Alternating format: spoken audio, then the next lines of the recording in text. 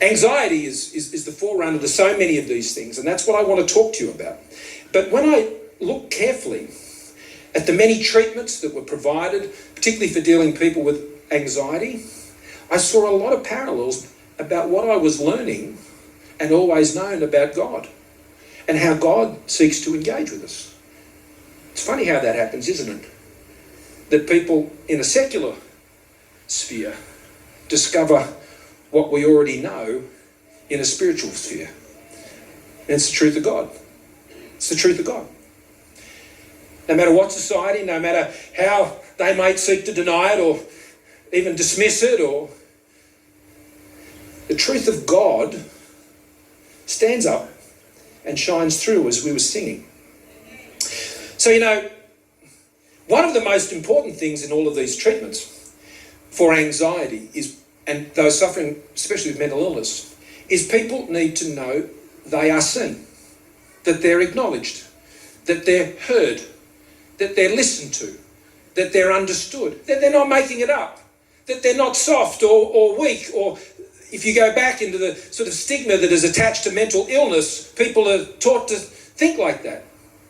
And they're broken and they're hurting and they're living a nightmare every single day. And one of the first things that the counsellors try to do as they walk into, whether it's Headspace or Head to Health centres that we establish or any of these, is to say, you matter. I see you. I see the pain that you're going through. I can hear you. I'm listening to you.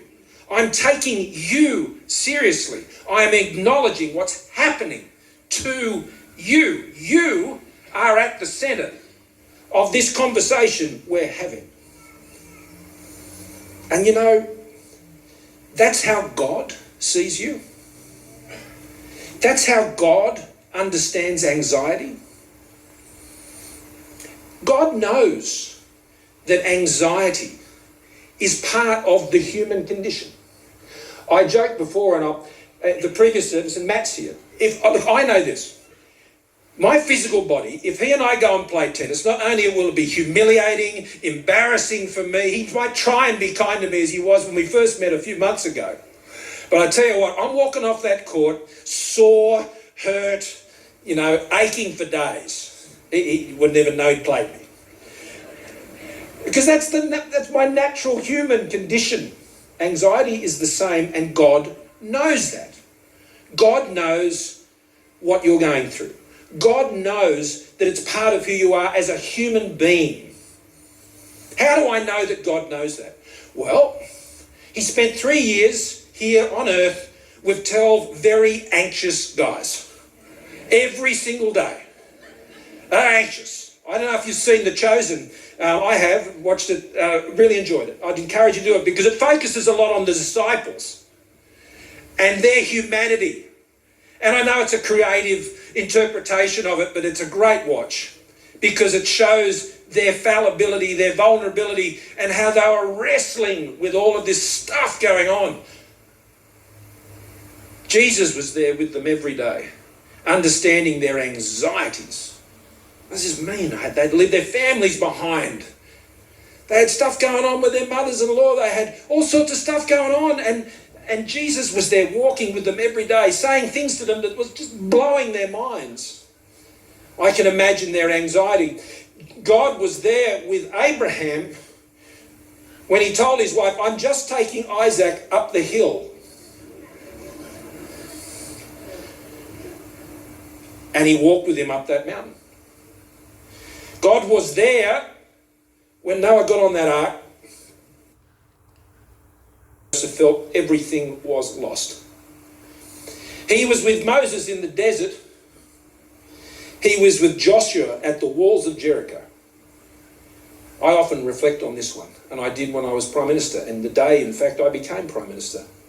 And I reflected on, and I've been reading how Joshua went and walked the walls of Jericho the night before, and just going, man. Soldier of the Lord turns up as we read. He calmed his anxieties, as he did to me on that day. Vince will recall what I talked about this story of Joshua at the wall of Jericho. I joked that Joshua Frydenberg thought I was talking about him.